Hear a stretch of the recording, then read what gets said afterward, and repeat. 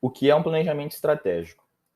Aqui a gente traz uma definição conceitual, mas nessa definição conceitual não deixa muito claro ainda o que a gente quer saber com planejamento estratégico, e a gente tem a definição prática, né, que traz um pouco mais para o nosso linguajar. Mas o planejamento estratégico é uma ferramenta que toda empresa que quer chegar longe, que tem ambição, precisa fazer. Porque é a forma que a gente vai guiar nosso sucesso, né? Saber que a gente está indo no caminho certo, que a gente está fazendo as atividades que vão fortalecer essa meta e essa ambição que a gente tem. Então, o planejamento estratégico é basicamente a gente definir quem é a empresa, quais as bandeiras que essa empresa defende, vai defender principalmente nesse ano, onde a empresa quer chegar e como fazer o acompanhamento dessa estratégia, né? Para saber se a gente está indo no caminho certo, para saber se a gente está aprendendo com nossos erros. E um outro ponto muito importante que a gente precisa saber aqui é as pessoas, elas são os principais recursos da empresa, né? São os recursos mais valiosos. Então, a gente tem que saber a maneira certa de passar para essas pessoas para que elas abracem e se sintam donas desse planejamento estratégico. Então, beleza. Agora, o que é uma estratégia, né? Primeiro ponto a se pensar não existe uma estratégia só pensando no hoje. Por quê? Né? O sucesso passado não garante sucesso futuro. Então a gente tem que pensar o que a gente vai fazer para ser uma referência lá na frente. Depois a gente vai comentar um pouquinho sobre isso. Então tem essa pirâmide aqui da Bain Company, que é dividida entre o que, por quê e o que vem a seguir, né? Ou como, né? Primeiro, a gente tem que ter uma ambição, a gente tem que sonhar grande. É legal saber a diferença de ambição e ganância. Ganância é ruim, ambição é bom. Então, o que? A gente tem que ter uma meta clara, um objetivo claro, uma ambição clara. Aí o porquê? A gente tem que saber quais são as escolhas que a gente tem que fazer para chegar nessa ambição. Então, a gente entender onde a gente vai jogar, né? Qual que é o cenário que a gente está, como é o mercado que a gente está e como a gente precisa jogar para chegar nessa ambição que a gente quer. E depois que a gente define isso, onde e como, a gente consegue definir quais são as prioridades, nos quais pontos a gente tem que prestar mais atenção, né? E a partir disso a gente começa a fazer nossa jornada de transformação, que é basicamente a gente saber, pô, a gente tem que mudar tal coisa, evoluir tal coisa para poder fortalecer tal prioridade. Com tal prioridade a gente vai poder jogar melhor em tal cenário e assim atingir a ambição, né? Então aí fica claro o que, o porquê e o como. Beleza, agora os benefícios de realizar um PE.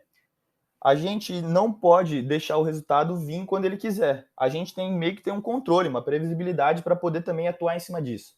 Então, fazendo um planejamento estratégico, a gente consegue ter mais controle sobre o resultado. A gente consegue ter uma decisão mais rápida, que é o segundo ponto aqui, tomar de decisão mais rápida, através dessa previsibilidade.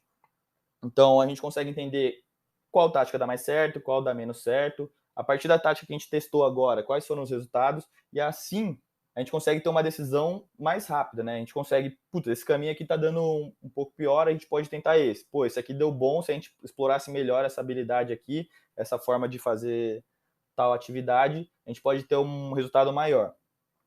E outro ponto importante que traz o PE também é ter pessoas certas nos lugares certos, né? Estratégia para pessoas, estratégia para a empresa mesmo. Por quê? Pessoas certas nos lugares certos quer dizer que a gente vai ter membros felizes fazendo as coisas que eles acreditam e as coisas que vão fazer a empresa levar para frente. Então, o planejamento estratégico ajuda a organizar quem é responsável pelo quê, para não ter retrabalho, para não ter pessoa fazendo coisa de outra pessoa e assim atrasar a estratégia, o resultado, as coisas que tem que vir no ano. E outro ponto importante, a gente tem que ter uma diferença entre estratégia de mercado e estratégia interna. Estratégia de mercado é a estratégia que a gente vai usar para competir ali no nosso ramo, no nosso segmento, com os outros competidores que a gente tem, com os nossos parceiros e tudo mais. E a estratégia interna é onde a gente desenvolve a empresa, né? Então, quais estratégias a gente vai usar internamente para melhorar algum indicador, para melhorar tal entrega, para melhorar a experiência do cliente ou algo do tipo. Agora, o outro ponto é as habilidades, né? Os capabilities. A gente tira essa ideia aqui de um livro chamado Dual Transformation, onde ele fala que as empresas precisam viver duas transformações ao mesmo tempo. A primeira é a transformação A, onde a gente pega as coisas que a gente está fazendo hoje em dia e fortalece para a gente ter mais resultado, né? Maximizar o impacto que a gente tem. E também a gente tem que pensar naquela frase que eu falei no começo, né? Sucesso passado não garante sucesso futuro. Então, o que vai fazer a nossa empresa ser referência lá na frente? Pô, quais são as coisas do nosso segmento que estão fazendo as empresas crescerem agora e com certeza lá na frente vai ser o que todo mundo vai precisar, que todo mundo vai querer, ou o que as empresas lá na frente vão ter, que vão fazer ela ser um destaque. E a gente tem que correr para isso. Essa é a transformação B, criar o amanhã. E o que a gente faz, o link, né, entre a transformação A e a transformação B, são as capabilities, são nossas habilidades necessárias que a gente tem que saber dentro da empresa fazer bem para que a gente consiga virar o jogo, né? E cada vez mais próximo da transformação B, enquanto a gente potencializa a transformação A. E aqui, outra explicação sobre as habilidades necessárias, que é saber quais são nossos diferenciais, né? Uma reflexão que é legal a gente fazer. Começar a pensar quais são nossos diferenciais, perguntar para as pessoas, perguntar para o time. O segundo ponto, quais são nossos escopos, nosso modelo de negócio? Conhecer bem como a gente está entregando resultado, como a gente faz para ganhar dinheiro, como a gente faz para conseguir mais clientes. E assim a gente tem controle disso para poder tomar melhores decisões. E por fim, a terceira reflexão aqui é quais capabilities, né, quais habilidades a gente já tem para dominar no cenário A, que a gente tem que melhorar elas, e quais habilidades a gente vai precisar ter para o cenário B a gente ser um destaque, né? E aqui eu sugeria o uso da ferramenta Miro ou Jamboard. E agora um exemplo aqui da Nike, que é um estudo de caso, vocês podem ler com mais calma direto no playbook. Mas os capabilities spikes significa são aquelas habilidades que te destacam, que é um ponto muito forte para você. E quanto mais você evolui ela, mais você fica imbatível naquilo, né?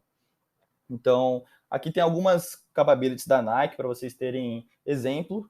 E um exemplo legal, né, um case que rolou com a Nike, é que a Nike ela quer vender bem-estar para as pessoas através do esporte, através de um lifestyle, né, entregando tecnologia e tudo mais. Então, a gente vai tentar entender o Capability Spike da Nike e a gente entende que é inovação. E aí, depois também nisso vem o marketing e o design, que é muito forte neles, né? E o exemplo, né, o case real, foi a Nike, ela acabou de entrar, né, recentemente, faz um tempinho, ela entrou no mercado de vestimentas muçulmanas para mulheres, que usam uma roupa específica da cultura deles, né, que são pouco exploradas por empresas, e assim a Nike consegue oferecer bem-estar e alta tecnologia para atletas dessa cultura, e que era uma região que não era muito explorada, que as pessoas não tinham os equipamentos que precisavam, assim conseguindo oferecer bem-estar e ganhando mais market share, evoluindo a marca, ajudando as pessoas. E a recomendação de leitura que fica aí é o livro do Auto Transformation, que eu acabei comentando as duas transformações. É bem legal o livro, tem um videozinho resumo em inglês e tem a fonte do blog que descreve um pouquinho do resumo desse livro. Recomendo bastante a leitura.